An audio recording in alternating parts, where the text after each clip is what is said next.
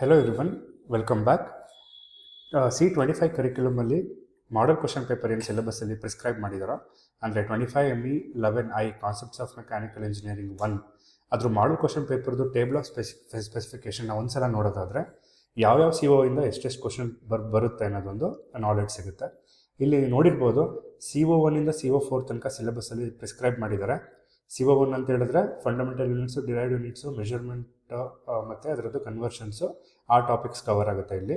CO2 ಅಂದರೆ materials ಬಗ್ಗೆ ಇದೆ, ಅಂದರೆ ಫೆರಸ್ ಮೆಟೀರಿಯಲ್ಸು, ನಾನ್ ಫೆರಸ್ ಮೆಟಲ್ಸು, ನಾನ್ ಮೆಟಲ್ಸು, ಅದೇ ಥರ ಮೆಟೀರಿಯಲ್ ಪ್ರಾಪರ್ಟೀಸ್ ಬಗ್ಗೆ CO2 ಹೇಳುತ್ತೆ. CO3 ಅಂತ ಹೇಳಿದ್ರೆ ಕೈನಮೆಟಿಕ್ಸು ಮತ್ತು transmission of power through belt drives and gear drives ಹೇಳುತ್ತೆ. CO4 ಬಂದು ಮೆಟಲ್ ಜಾಯ್ನಿಂಗ್ ಪ್ರೋಸೆಸ್ ಬಗ್ಗೆ ಹೇಳುತ್ತೆ. ಹಾಗಾಗಿ ಇಲ್ಲಿ ಕ್ವಶನ್ ಪೇಪರ್ ಯಾವ ಥರ ಬರಬಹುದು ಅಂತ ಒಂದಷ್ಟು ಸಿಲೆಬಸ್ಸಲ್ಲಿ ಕೊಟ್ಟಿರೋದನ್ನೇ ನಾನು ಡಿಸ್ಕಷನ್ ಮಾಡ್ತಾ ಇದ್ದೀನಿ. ಇಲ್ಲಿ ನೋಡ್ಬೋದು ನೀವು, ದೇರ್ ಆರ್ ಒಟ್ಟು 5 ಸಬ್ ಡಿವಿಷನ್ಸ್ ಇದೆ ಕ್ವಶನ್ಸಲ್ಲಿ, ABCD1 D2 ಅಂತ. ಸೊ ಎ ಅಂತ ಹೇಳಿದ್ರೆ MCQ ಮತ್ತು ಫಿಲ್ ಇನ್ ದ ಬ್ಲ್ಯಾಂಕ್ಸ್ ಇರುತ್ತೆ, ಕಂಪಲ್ಸರಿ ಕ್ವಶನ್ಸು, 1 ಮಾರ್ಕ್ಸ್ ಕ್ವಶನ್ಸು. ಅದರಲ್ಲಿ ನಿಮಗೆ 20 ಮಾರ್ಕ್ಸು ಇದರಲ್ಲೇ ತೊಗೋಬೋದು. ಆ 20 ಮಾರ್ಕ್ಸ್ನ ಹೆಂಗೆ ಡಿವೈಡ್ ಮಾಡಿದ್ದಾರೆ ಅಂತ ಹೇಳಿದ್ರೆ, ಸೊ CO1 ನೀವು ನೋಡ್ಬೋದು. CO1 ಅಂದರೆ ಫಸ್ಟ್ ಚಾಪ್ಟರ್ ಇದೆಯಲ್ಲ, ಸೊ CO1ನಲ್ಲಿ you will get 2 questions. So 2 questions ನಿಮಗೆ CO1 ಇಂದ ಬರುತ್ತೆ. CO2 ಇಂದ ನಿಮಗೆ 6 ಕ್ವಶನ್ಸ್ ಬರುತ್ತೆ. ಯಾವುದರಲ್ಲಿ MCQ ಬಗ್ಗೆ ಮಾತಾಡ್ತಾ ಇದ್ದೀನಿ ಇವಾಗ. CO3ಯಲ್ಲಿ 5 ಕ್ವಶನ್ಸ್ ಬರುತ್ತೆ. ಅದೇ ಥರ CO4ಅಲ್ಲಿ 2 ಕ್ವಶನ್ಸ್ ಬರುತ್ತೆ. ಸೊ ಒಟ್ಟು 15 ಕ್ವಶನ್ ನಿಮಗೆ MCQ ಅಲ್ಲಿ ಬರುತ್ತೆ. ಎಲ್ಲ COSಗಳು ಕವರ್ ಆಗಿದೆ ಇಲ್ಲಿ. ಸಿಮಿಲರ್ಲಿ ಫಿಲ್ ಇನ್ ದ ಬ್ಲ್ಯಾಂಕ್ಸಲ್ಲೂ ಕೂಡ ಫಂಡಮೆಂಟಲ್ ಯೂನಿಟ್ಸ್ ಮತ್ತು ಡಿರೈವ್ ಯೂನಿಟ್ಸಲ್ಲಿ 1 ಕ್ವಶನ್ನು, ಮೆಟೀರಿಯಲ್ಸ್ ಬಗ್ಗೆ 1 ಕ್ವಶನ್ನು, ಅದೇ ಥರ ಕೈನಮೆಟಿಕ್ಸಲ್ಲಿ 2 ಕ್ವಶನ್ನು, ಅದೇ ಥರ ವೆಲ್ಡಿಂಗು, ಮೆಟಲ್ ಜಾಯ್ನಿಂಗ್ ಪ್ರೋಸೆಸ್ಸಲ್ಲಿ 1 ಕ್ವಶನ್ನು. ಸೊ 5 ಕ್ವಶನ್ಸ್ ಇರುತ್ತೆ. ಸೊ 15 + 5 20 ಮಾರ್ಕ್ಸ್ ಆಗುತ್ತೆ. ಸಿಮಿಲರ್ಲಿ 2 ಮಾರ್ಕ್ಸ್ ಕ್ವಶನ್ ನಿಮಗೆ ಎಷ್ಟು ಯಾವ್ಯಾವ CO ಅಲ್ಲಿ ಎಷ್ಟು ಬರುತ್ತೆ, 3 ಮಾರ್ಕ್ಸ್ ಎಷ್ಟೆಷ್ಟು ಬರುತ್ತೆ ಅಂತ ಲೇಟರ್ ಸ್ಟೇಜಸಲ್ಲಿ ನೋಡ್ತಾ ಬರೋಣ. ಸೊ ಈ ಒಂದು ಸೆಷನ್ನಲ್ಲಿ MCQ ಬಗ್ಗೆ ಮಾತ್ರ ಫೋಕಸ್ ಮಾಡೋಣ. ಸೊ ಇದೊಂದು ಜಸ್ಟ್ ಎ ಬ್ರೀಫ್, ಏನು MCQ ಅಲ್ಲಿ ಎಷ್ಟೆಷ್ಟು ಕ್ವಶನ್ ಬರಬಹುದು as per the syllabus and as per the model question paper ಅಂತ ಒಂದು ಬ್ರೀಫ್ ಆಗಿ ಹೇಳಿದ್ದೀನಿ. ಈಗ CO ವೈಸ್ ನಿಮಗೆ ಒಂದಷ್ಟು ಪ್ರಾಕ್ಟೀಸ್ ಕ್ವಶನ್ಸ್ ಅಂತ ಸಾಲ್ವ್ ಮಾಡ್ತಾ ಬರ್ತೀನಿ. ವಿಲ್ ಸಿ ದಟ್ ಯಾವ್ಯಾವ ಥರ ಕ್ವಶನ್ಸ್ ಬರಬಹುದು. ಜಸ್ಟ್ ಪ್ರಾಕ್ಟೀಸ್ ಅಷ್ಟೇ, ಇದೇ ಬರುತ್ತೆ ಅಂತ ಹೇಳೋಕ್ಕಾಗಲ್ಲ, ಬಟ್ ರಿಲೇಟೆಡ್ ಕ್ವಶನ್ಸ್ ನಿಮಗೆ ಬರ್ಬೋದು. ಹಂಗಾಗಿ ಬಿ ಪ್ರಾಕ್ಟೀಸ್ ಅಂತ ಹೇಳ್ಬೋದು. ಸೊ ಇಲ್ಲಿ ನೋಡೋದಾದರೆ fundamental and derived units and conversions CMA 1ಅಲ್ಲಿ CO1 ಕವರ್ ಆಗಿದೆ, week 1. So will practise some questions so that you can be ready for your main examination ಅಂತ ಹೇಳ್ಬೋದು. Let us go 1 by 1. So ಏನು ಬರುತ್ತೆ ಅಂತ ನೋಡೋಣ. Let us take first question. Which system of units is internationally recognised? So internationally recognise ಅಂದರೆ ಇಡೀ ನಮ್ಮ ಪ್ರಪಂಚದಲ್ಲಿ ಎಲ್ಲೆಲ್ಲಿ ನಾವು ಮೆಕ್ಯಾನಿಕಲ್ ಇಂಜಿನಿಯರಿಂಗ್ ಅಥವಾ ಈ ಥರ ಇಂಜಿನಿಯರಿಂಗ್ ಫೀಲ್ಡಲ್ಲಿ SI ಯೂನಿಟ್ಸ್ನ ಯೂಸ್ ಮಾಡ್ತೀವೋ, ಟೆಕ್ನಿಕಲ್ ಮೆಜರ್ಮೆಂಟ್ಸ್ನ ಯೂಸ್ ಮಾಡ್ತೀವೋ, ಅಲ್ಲಿ ಯಾವ ಒಂದು ಸಿಸ್ಟಮ್ ಆಫ್ ಯೂನಿಟ್ಸು ರೆಕಗ್ನೈಸ್ ಆಗಿದೆ. Is it FPS system, is it SI system, is it MKS system, is it CGS system? 4 option ಇದೆ ಇಲ್ಲಿ ನೋಡ್ಬೋದು. ನಿಮಗೆಲ್ಲ ಗೊತ್ತೇ ಇದೆ, FPS ಅಂದರೆ ಫೂಟ್ ಪೌಂಡ್ ಸೆಕೆಂಡ್ ಅಂತ ತುಂಬ ಹಳೆಯ ಕಾಲದಲ್ಲಿ ಯೂಸ್ ಮಾಡ್ತಿದ್ರು. MKS ಸಿಸ್ಟಮ್ ಅಂದರೆ ಮೀಟರ್ ಕಿಲೋಗ್ರಾಮ್ ಸಿಸ್ಟಮ್. ಇದರಿಂದನೇ ನಮಗೆ ಲೇಟೆಸ್ಟ್ SI ಸಿಸ್ಟಮ್ ಡಿರೈವ್ ಆಗಿರೋದು. ಅದಕ್ಕಿಂತ ಮುಂಚೆ CGS ಸಿಸ್ಟಮ್ ಇತ್ತು, ಸೆಂಟಿಮೀಟರ್ ಗ್ರಾಮ್ ಸೆಕೆಂಡ್ ಸಿಸ್ಟಮ್ ಅಂತ. ಸೊ ಎಲ್ಲದಕ್ಕೂ ಕಂಪೇರ್ ಮಾಡಿದ್ರೆ ಇತ್ತೀಚೆಗೆ ಬಂದಿರುವಂತಹ ಇಂಟರ್ನ್ಯಾಷನಲಿ ರಿಕಗ್ನೈಸ್ ಆಗಿರೋ ಸಿಸ್ಟಮ್ ಯಾವುದು ಅಂದರೆ SI ಸಿಸ್ಟಮ್. ಸೊ ನೀವೇನಾದರೂ FPS ಸಿಸ್ಟಮ್ ಅಥವಾ MKS ಸಿಸ್ಟಮ್ ಅಥವಾ CGS ಸಿಸ್ಟಮ್ನ ನೀವೇನಾದರೂ ಪಿಕ್ ಮಾಡಿದ್ರೆ your answers will be wrong. So SI system is the correct options for this question. So next ಹೋಗೋಣ. Derived units can be expressed in terms of, ಅಂದರೆ ನಮ್ಗೆ already ಗೊತ್ತಿದೆ fundamental units ಅಂತ ಇದೆ, ಡಿರೈವ್ಡ್ ಯೂನಿಟ್ಸ್ ಅಂತ ಇದೆ. Fundamental units ಅಂದರೆ those are the basic units. ತುಂಬ ಅಂದರೆ ಫಸ್ಟ್ ಶುರುವಾಗಿದ್ದೆ ಆ SI ಸಿಸ್ಟಮ್, ಆ ಒಂದು ಫಂಡಮೆಂಟಲ್ ಯೂನಿಟ್ ಸಿಸ್ಟಮಿಂದ. ಅದಾದಮೇಲೆ ಫಂಡಮೆಂಟಲ್ ಯೂನಿಟ್ಸ್ನ ಯೂಸ್ ಮಾಡಿಕೊಂಡು ಡಿರೈವ್ಡ್ ಸಿಸ್ಟಮ್ಸ್ನ ಏನು ಮಾಡಿದ್ರು, ಅಡಾಪ್ಟ್ ಮಾಡಿಕೊಂಡ್ರು. ಹಂಗಾಗಿ ಸೊ ಸ್ಟ್ಯಾಂಡರ್ಡ್ ಯೂನಿಟ್ಸ್ ಅಂತ ಏನೂ ಕರೆದಿಲ್ಲ, ಹಂಗಾಗಿ this will be wrong. Base units ಅಂತಲೂ ಎಲ್ಲೂ ಹೇಳಿಲ್ಲ, ಆರ್ಬಿಟ್ರರಿ ಯೂನಿಟ್ಸ್ ಅಂತಲೂ ಹೇಳಿಲ್ಲ. ಹಾಗಾಗಿ ಡಿರೈವ್ಡ್ ಯೂನಿಟ್ಸ್ನ ಯಾವಾಗಲೂ ಕೂಡ ಫಂಡಮೆಂಟಲ್ ಯೂನಿಟ್ಸ್ ಮೇಲೆ ಹೇಳೋದ್ರಿಂದ ಫಂಡಮೆಂಟಲ್ ಯೂನಿಟ್ಸಿಂದ ಬಂದಿರುವಂಥದ್ದೇ ಡಿರೈವ್ಡ್ ಯೂನಿಟ್ಸ್. ಹಾಗಾಗಿ this is the correct options. Next ಹೋಗೋಣ. The fundamental unit of SI system are the same as that of. ನೋಡಿ, ತುಂಬ ಸ್ವಲ್ಪ ಟ್ವಿಸ್ಟ್ ಕ್ವಶನ್ ಇದೆ. ಏನು ಅಂತ ಹೇಳಿದ್ರೆ, SI ಸಿಸ್ಟಮು ಯಾವುದರಿಂದ ಜನ್ರೇಟ್ ಆಯಿತು? ಅನ್ನೋದು ಒಂದು ಬರುತ್ತೆ. ಇಲ್ಲಿ ನೋಡ್ಬೋದು ನೀವು CGS ಸಿಸ್ಟಮ್ಮ, obviously this was the oldest system. FPS system ಅದಾದಮೇಲೆ ಬಂದಿದ್ದು, MKS ಸಿಸ್ಟಮು ಅದಾದಮೇಲೆ ಬಂದಿದ್ದು. So none of they was the other option. So obviously ಇದೆರಡು ಔಟ್ಡೇಟೆಡ್ ಆಗುತ್ತೆ, ನನ್ ಆಫ್ ದೇ ಏನೂ ಬರೋದಿಲ್ಲ. The correct option is MKS system. So MKS system ಆದಮೇಲೆ SI system ಬಂದಿದ್ದು. ಕೆಲವೊಂದು ಯೂನಿಟ್ಸು MKS ಸಿಸ್ಟಮಲ್ಲಿ ಏನಿದೆಯೋ SI ಸಿಸ್ಟಮ್ಗೂ ಯೂಸ್ ಮಾಡ್ಕೊಂಡಿದ್ದಾರೆ. ಬಟ್ CGS ಮತ್ತು FPSನ್ನು ನಾವು ಎಲ್ಲೂ ಅಡಾಪ್ಟ್ ಮಾಡ್ಕೊಂಡಿಲ್ಲ. ಹಾಗಾಗಿ MKS system is the correct option for this question. Next, so ಇದು ತುಂಬ ಇಂಪಾರ್ಟೆಂಟು, ಈ ಥರದ್ದು ಕ್ವಶನ್ಸ್ ಅಂತ ಎಕ್ಸ್ಪೆಕ್ಟ್ ಮಾಡ್ಬೋದು ನೀವು. What is the SI unit of force? So derived ಯೂನಿಟ್ಸಲ್ಲಿ ಚೆನ್ನಾಗಿ ಕಲ್ತ್ಕೊಂಡಿದ್ದೀರಿ.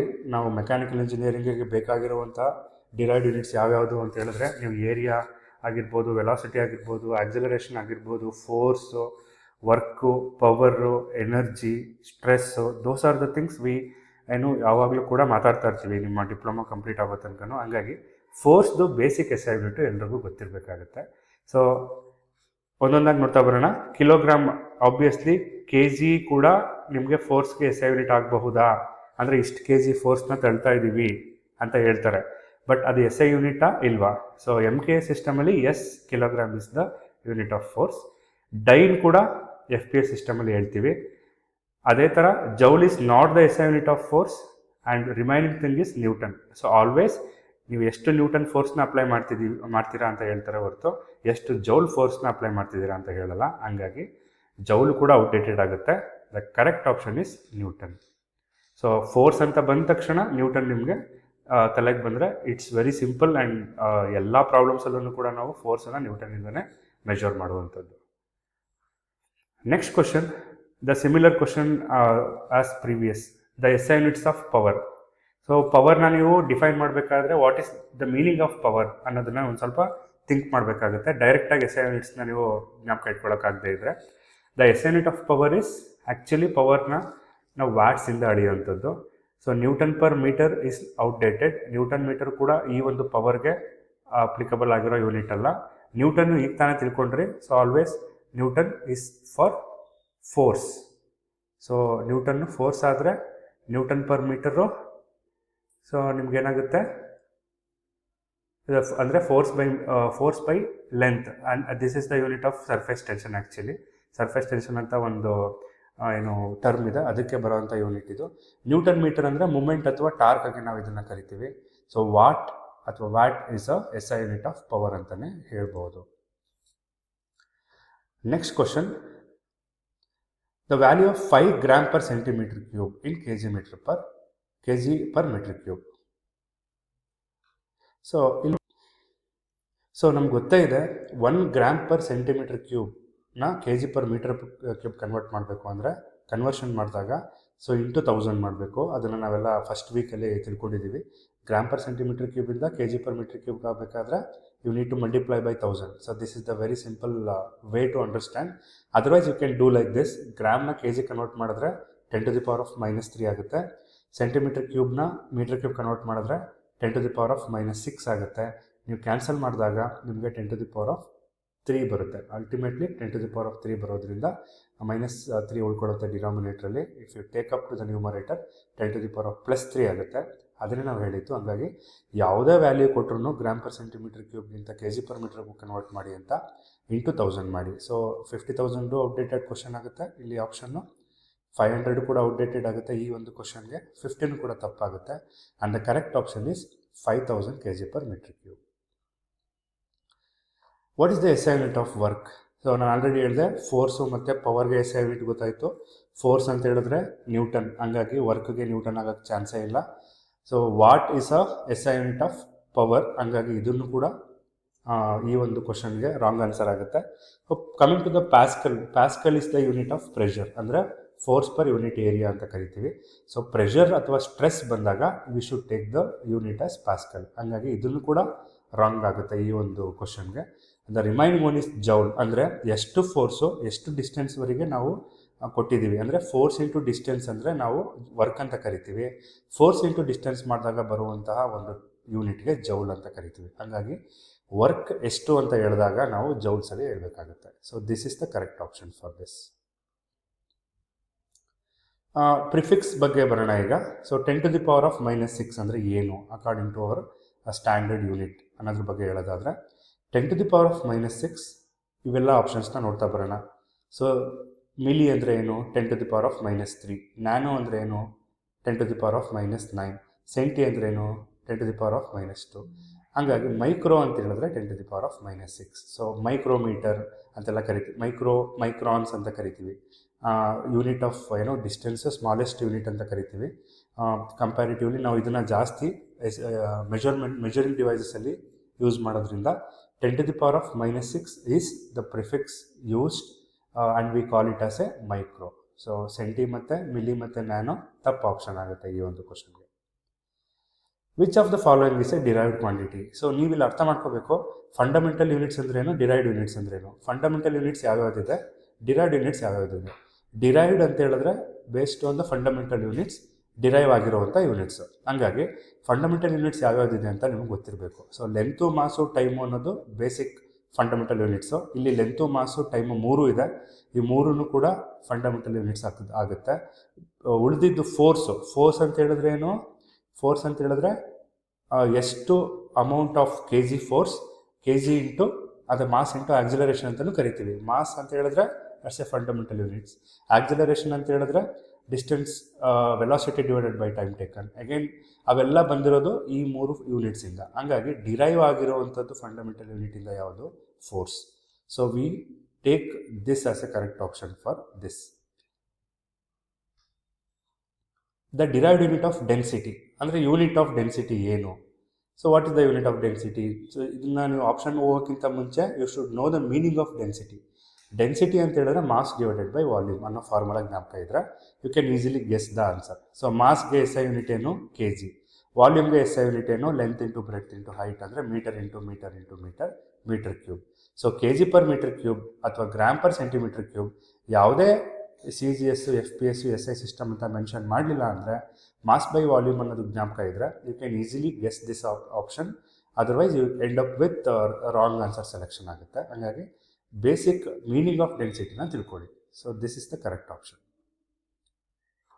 So formula to convert degree Fahrenheit to degree centigrade, ಇದು direct formula. There is no ಇದರಲ್ಲಿ ಯಾವುದೇ ಥರ ಏನು ಟ್ವಿಸ್ಟ್ ಮಾಡೋದಕ್ಕಾಗೋದಿಲ್ಲ. If you know the formula you can easily convert. So degree centigrade is equal to degree Fahrenheit minus 32 into 5 divided by 9. So this is the correct option. ಇನ್ನು ಯಾವುದೂ ಕೂಡ correct option ಆಗೋಕ್ಕೆ chance ಇಲ್ಲ. So minus ಇರಬೇಕು, ಅದು ಜ್ಞಾಪಕ ಇಟ್ಕೊಳ್ಳಿ. Kilo ಪ್ರಿಫಿಕ್ಸ್ಗೆ ಯಾವ ಒಂದು ನಂಬರ್ಸ್ನ ಕೊಡ್ತೀವಿ. 10⁻⁴ how much is meaning of A kilo ಅನ್ನೋದಾದರೆ 10⁻⁶ ಇಸ್ ಕಾಲ್ಡ್ ಮೆಗಾ, 10⁻² ಇಸ್ ಹೆಕ್ಟಾ, 10⁻⁹ ಅಂತ ಹೇಳಿದ್ರೆ ಗಿಗಾ. ಅಂದರೆ ಇವೆಲ್ಲ ಪಾಸಿಟಿವ್ ಸೈನ್ ಇದೆ. So 10⁻³ is the meaning of kilo. So kilo ಅಂದರೆ ಏನು, 1000 ಅಂತ. 1000 ನಾವು ಸ್ಪೆಸಿಫೈ ಮಾಡೋದು ಹೆಂಗೆ, 10 × 10 × 10. 10³ ಅಂತ ಬಂದ ತಕ್ಷಣ ಕಿಲೋ ಅಂತ ಹೇಳ್ಬೋದು. ಪ್ರೆಷರ್ ಫಾರ್ಮುಲಾ ಏನು, ಈಗ ತಾನೇ ಒಂದು ಯಾವುದೋ ಒಂದು ಆಪ್ಷನಲ್ಲಿ ಪ್ರೆಷರ್ ಅಂದರೆ ಹೇಳಿದ್ದೆ. So you should know the meaning of the pressure. Pressure is the ratio of force divided by area. Force per unit area is called pressure. Force into distance ಅಂತ ಹೇಳಿದ್ರೆ ವರ್ಕ್ ಡನ್ ಆಗುತ್ತೆ. Mass by volume ಅಂತ ಹೇಳಿದ್ರೆ density ಆಗುತ್ತೆ. So force into area ಆದರೆ so that's a different one. So again force into area ಅಂತ ಯಾವುದು ಸದ್ಯಕ್ಕೆ ಡಿರೈವ್ಡ್ ಯೂನಿಟಲ್ಲಿ ನಾವು ಮೆನ್ಷನ್ ಮಾಡಿಲ್ಲ. So these 3 are the wrong options for this question. Force divided by area is the unit of pressure, formula for pressure. The unit of velocity is derived from which fundamental units. ಇದನ್ನು ಕೂಡ ಮಾಡಬೇಕು ಅಂತ ಹೇಳಿದ್ರೆ ನಿಮಗೆ velocity ಅಂದರೆ ಏನು ಅಂತ ಗೊತ್ತಿರಬೇಕು. ಸೊ ವೆಲಾಸಿಟಿ ಅಂತ ಹೇಳಿದ್ರೆ ನಿಮ್ಗೆ ಗೊತ್ತಿದೆ, distance divided by time taken. Distance ಅಂದರೆ ಲೆಂತ್ ಆ್ಯಂಡ್ ಟೈಮ್ ಟೇಕನ್ ಅಂದರೆ ಅಗೈನ್ ಟೈಮ್. ಈ 3 ಆಪ್ಷನ್ಸು ರಾಂಗ್ ಆಗುತ್ತೆ. ಲೆಂತ್ ಆ್ಯಂಡ್ ಟೈಮ್ ಯೂಸ್ ಮಾಡಿಕೊಂಡು ವೆಲಾಸಿಟಿನ ಡಿರೈವ್ ಮಾಡಿದ್ದಾರೆ. The last question, the unit of pressure, again the same question. ಪ್ರೆಷರ್ದು SI ಯೂನಿಟ್ ಏನು, dyne per centimetre ಸ್ಕ್ವೇರಾ, ಫುಟ್ ಅಥವಾ ಇಂಟು ಪೌಂಡಾ, ವಾಟಾ ಅಂತ ನೋಡೋದಾದರೆ SI ಸಿಸ್ಟಮ್ ಆಗಿರೋದ್ರಿಂದ ಪಾಸ್ಕಲ್ ಅಥವಾ ನ್ಯೂಟನ್ ಪರ್ ಮೀಟರ್ ಸ್ಕ್ವೇರ್ಗೆ ನಾವು ಪ್ರೆಷರ್ ಅಂತ ಕರಿತೀವಿ, ಅದ್ರ SI ಯೂನಿಟು.